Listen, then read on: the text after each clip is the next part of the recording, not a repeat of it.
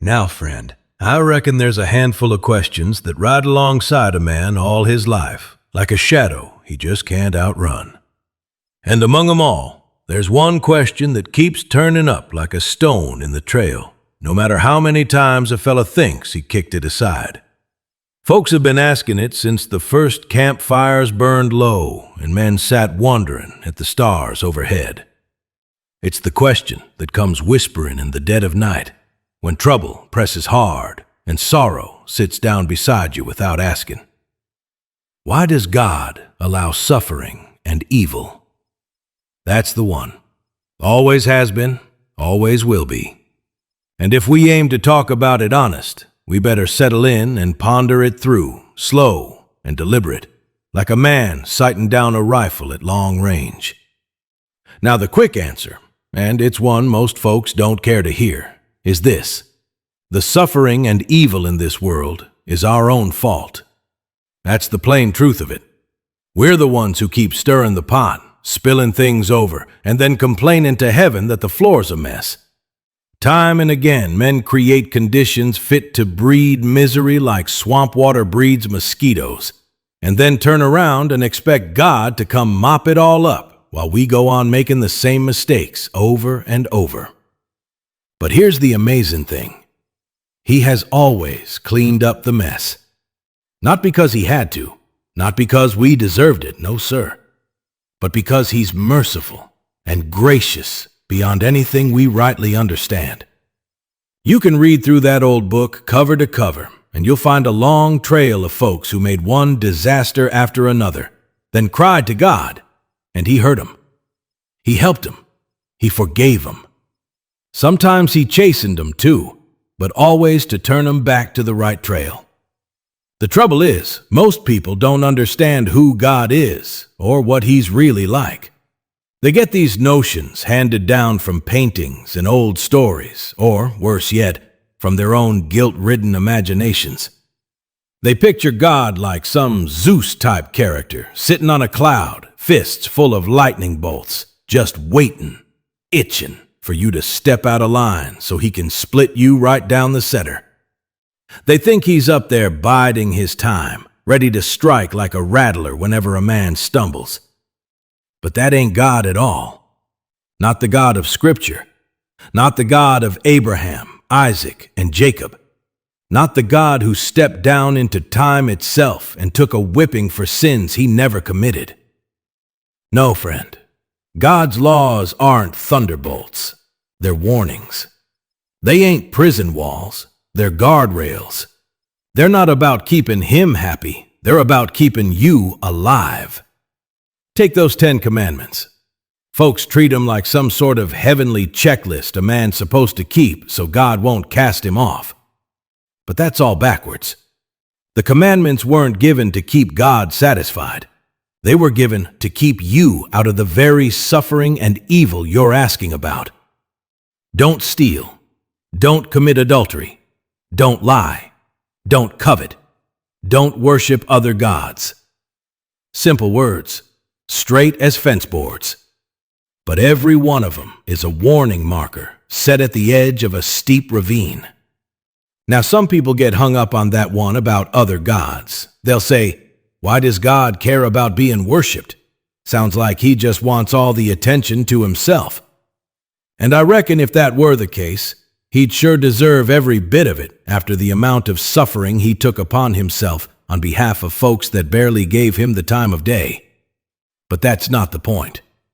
The real reason God warns against other gods is plainer than flour and water. No other God has ever done a thing for mankind. Not one. No other God ever pulled his people out of captivity.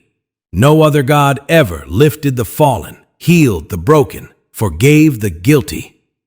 No other God ever died for his people. And no other God ever lived to begin with. Every false god is a lie, and to serve a lie is to build suffering into your life like stones set into a wall. When God says don't, he's not pulling rank. He's telling you where the pain is. He's telling you where the evil breeds. Don't steal. He knows stealing brings misery and trouble, both to the man who loses and the man who takes. Don't commit adultery. He knows the heartbreak, the shattered families, the bitterness and anger that follow it like buzzards follow a carcass. Don't covet, because a covetous heart will grind a man's soul into dust. You'll chase after what ain't yours until you lose what is yours. Don't lie, because lies breed more lies, and sooner or later the whole structure collapses on the man who built it. Every commandment is a signpost pointing away from suffering and evil. God didn't invent the consequences, we did. He just told us where the danger lies, same as a trail boss warning the boys about a deep washout ahead. But here's where things get tight and uncomfortable for most folks. Have you ever lied? Have you ever stolen? Have you ever committed adultery in action or in heart?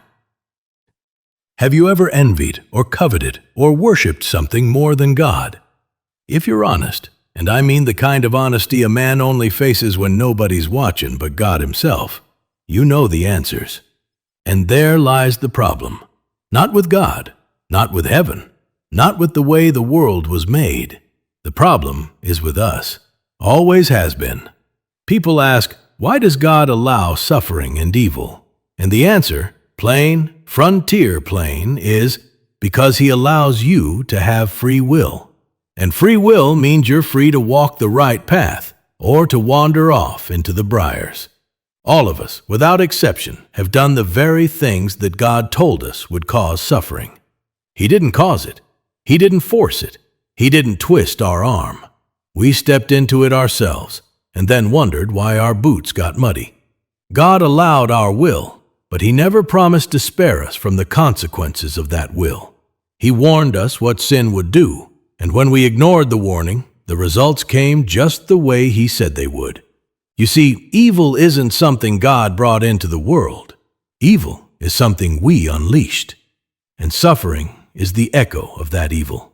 From the moment man first chose his own way over God's way, sin entered this world like a sickness, and death followed right behind it. We brought death into the world. We opened the door and let it in. And ever since, the world has been mighty determined to breed more of it. Yet here's where the mercy of God shines brighter than the sun on the high plains. God didn't leave us to drown in what we created. He didn't fold his arms and say, "You made your mess, live with it." No, he stepped down into it, took on flesh, bore the brunt of the suffering himself, and carved a way out of this world alive.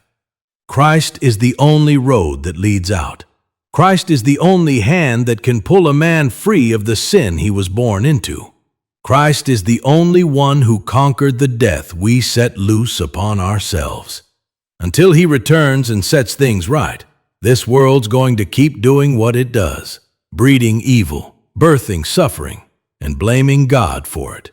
But don't ever mistake that noise for truth. The truth is simple, even if it's hard to swallow. God didn't cause suffering and evil. Man did. God didn't abandon us to it. He redeemed us from it. And every tear you shed, every sorrow you face, every hardship that shows up uninvited on your doorstep, none of it goes unseen by the God who hung on a cross to free you from the worst suffering of all. This world may trouble you. It may bruise you. It may break you. But it can't destroy you. Not if Christ is your life. And that, friend, is the long, steady answer to the question the world keeps asking.